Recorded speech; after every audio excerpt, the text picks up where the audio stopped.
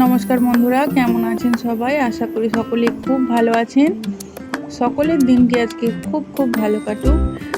মৌমিতার আরেকটি নতুন ব্লগে আপনাদের সকলকে জানাই স্বাগত। তো কেমন বৃষ্টি হচ্ছে? আমাদের এখানে তো ভীষণ বৃষ্টি হচ্ছে প্রত্যেকটা দিন। তো বৃষ্টির জন্য আমি অতিরিক্ত ক্লিপিংসও নিতে পারছি না। খুব ইচ্ছে ছিল যে একদিন আপনাদেরকে নন্দদুলালের মন্দিরটা ঘুরে দেখাবো, কিন্তু সেটাও হচ্ছে না। যাই হোক, ভগবানের যেদিন ইচ্ছে হবে অবশ্যই দেখাবো। দেখুন, ছাদে গিয়েছিলাম কাপড় চোপড় মেলতে, কি পরিমাণ দেখুন বৃষ্টি শুরু হয়েছে। জাস্ট এত বৃষ্টি বলার নয়।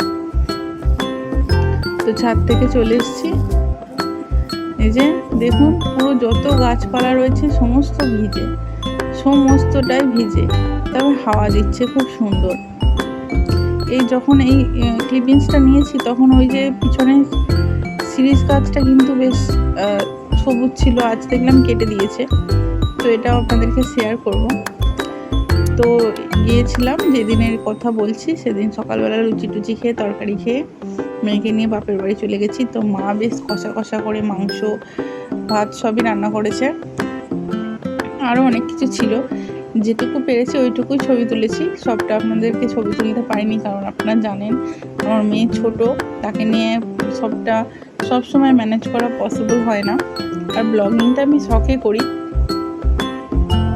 আমাদের বাগানে না হিমসাগর গাছে আম গাছ আছে, ঠিক আছে, হিমসাগর জাতের আম গাছটা রয়েছে। ওইটার যে আম জাস্ট এত টেস্টি, ফ্রিজ থেকে বার করে মা কেটে দেয়।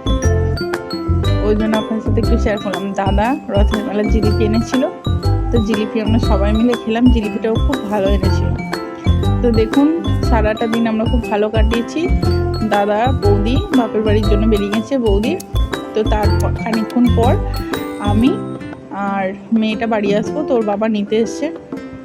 ওর বাবাকে বলছি যে রেডি হয়েছে, একটুখানি ভিডিও করে দাও চ্যানেলের জন্য। তো ওর বাবা আগে আমার ফটো কিন্তু খুব ভালো তুলতো, এখন ওর বাবা আর ভালো ছবি তোলে না। তো যাই হোক, রাগ করে অনেক কিছুই বলা যেতে পারে, সেগুলো আর নাই বললাম। তো মেয়ে আর আমি রয়েছি। ওর বাবা দেখুন ছবি তুলছে, ক্যামেরায় দেখা যাচ্ছে, কিন্তু এখন ওর ক্যামেরা অ্যাঙ্গেল একদমই ভালো আছে না। আমার বিয়ের পর বেশ কিছু ছবি আছে, আপনাদেরকে যদি দেখাই আপনারা বিশ্বাস করবেন না যে এগুলো প্রফেশনাল ফটোগ্রাফার তোলেনি। তো যাই হোক, এখন আমার চেহারাও তাছাড়া অনেক খারাপ হয়ে গেছে, মোটা হয়ে গেছি, মুখ চোখ অনেক খারাপ হয়ে গেছে। মেয়ের পেছনে সারাদিন খাটাখাটি, মানসিক চাপ নিতে। তা আসার সময় একটু মেলাটা আমরা ঘুরছিলাম, তো মেলার ক্লিপিংসগুলো কিন্তু নেওয়া হয়নি। তো এটা পুরনো ক্লিপিংস, এটা আগের দিন সন্ধ্যের ক্লিপিংসটা আপনাদেরকে আরেকবার দেখিয়ে দিচ্ছি। আর মেলা সেদিনকে টুকটাক যেটুকু ছবি তুলেছিলাম সেগুলো আপনাদের সাথে শেয়ার করছি। তো এই জন্য দেখছেন আমার কুর্তিটা হলুদ রঙের, আসলে এটা আগের দিনের ক্লিপিংসটা। ওই দিনকে আমরা ঘুরেছি কিন্তু ছবি তুলতে পারিনি।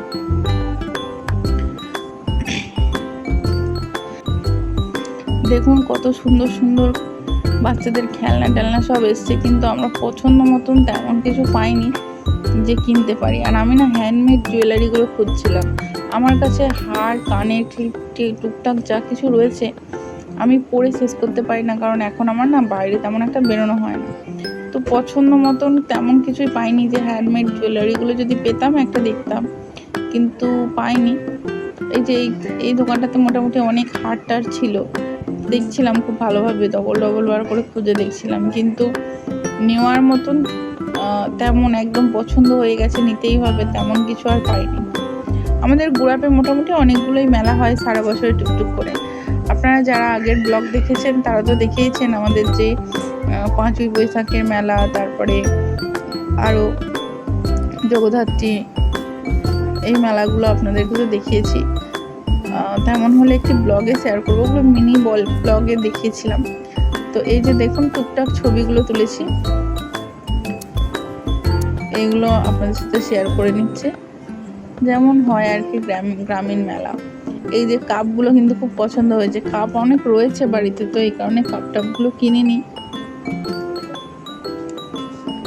তো যাই হোক, মোটামুটি মেয়ের জন্য বেলুন কেনা হয়েছিল। আগে এত পছন্দ করতাম না, এখন দেখি কাপ টাপ না, আগেও আমি যখন অবিবাহিত ছিলাম অনেক প্লেট কাপ কিনেছিলাম, যেগুলো বাড়িতেই রয়েছে।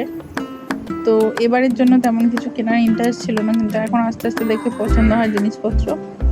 আর দেখুন প্রচুর বাস্কো টাস্কোগুলো, মানে ছোট ছোট কৌটোগুলো রয়েছে, এগুলো বেশ কাজে লাগে। তো যাই হোক, কিনতে তেমন কিছুই পারিনি খাবারটা ছাড়া। আর এগুলো হচ্ছে আমাদের গ্রামীণ মেলার স্পেশাল খাবার দাবার। কলকাতার মেলার সাথে না গ্রামের মেলার অনেক ডিফারেন্স আছে। তো আমার হাজব্যান্ড বলছে কলকাতায় মেলা হয় না, তো আমার সাথে খুব তর্ক করছে। যাই হোক, তো একবার অবশ্যই কলকাতার মেলায় আমার বরকে নিয়ে ঘুরতে যাব। যদি যাই আপনাদের সাথে শেয়ার করব। দেখি দুর্গাপুজোয় বাবা বেঁচে থাকতে বাবা আমাদেরকে মানে দুর্গাপুজোয় বর্ধমান কলকাতা সবই ঘোরাতো। তো এখন যেটা আর হয় না, এখন আর যাওয়াও হয় না। তো এই যে বাড়ি চলে এসেছি, হাতে বিপত্তারিণীর টাকা বেঁধে নিয়েছি, আমিও বেঁধেছি, আমার হাজব্যান্ডও বেঁধেছে, শুধু মেয়েকে বাঁধতে পারিনি। মেয়ের তাগাটা এখনো বাঁধা হয়নি। তো যাই হোক, তাগাটা এবছর দেখছি আমার হাতে স্টিক করছে।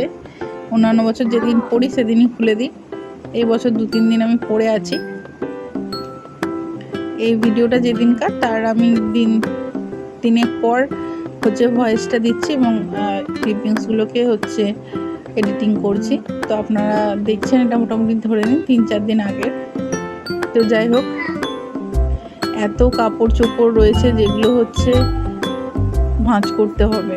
তো বাড়িতে চলে এসেছি, দেখছি ওর বাবা সুন্দর করে বিছানার চাদর টাদর পেতে সব গুছিয়ে টুছিয়ে রেখেছে বেডরুমটা, কিন্তু প্রচুর কাপড় চোপড় রয়েছে যেগুলো টুকটুক করে ভাঁজ করতে হবে। তো যাই হোক, চাটা খেয়ে করে ফেলতে পারবো, অসুবিধা নেই।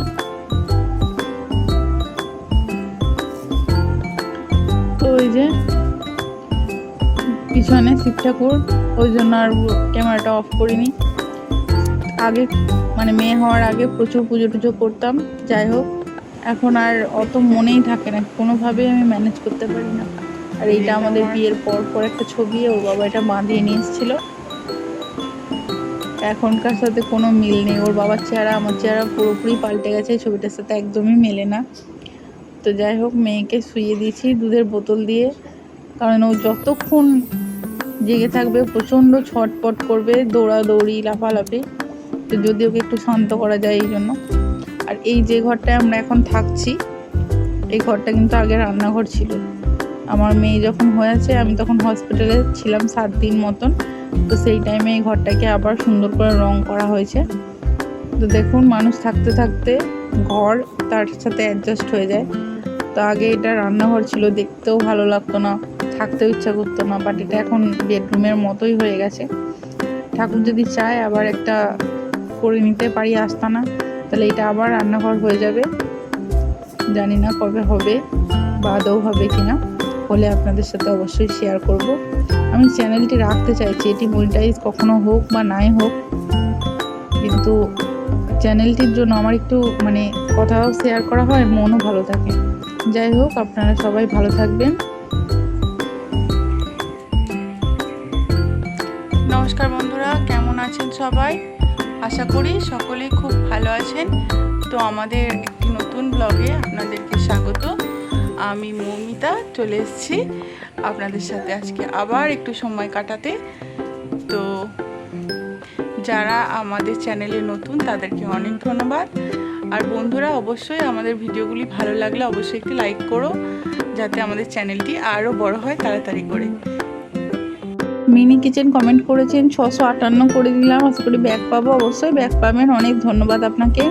কুকিং হাউস অনিমা, খুব সুন্দর হয়েছে ভিডিওটা, পুরোটা দেখে লাইভ সাবস্ক্রাইব করে দিলাম, অনেক ধন্যবাদ আপনাদেরকে। যারা ভেরি নাইস বন্ধু, ভেরি নাইস ভিডিও দিদিভাই, অনেক ধন্যবাদ কমেন্ট করার জন্য।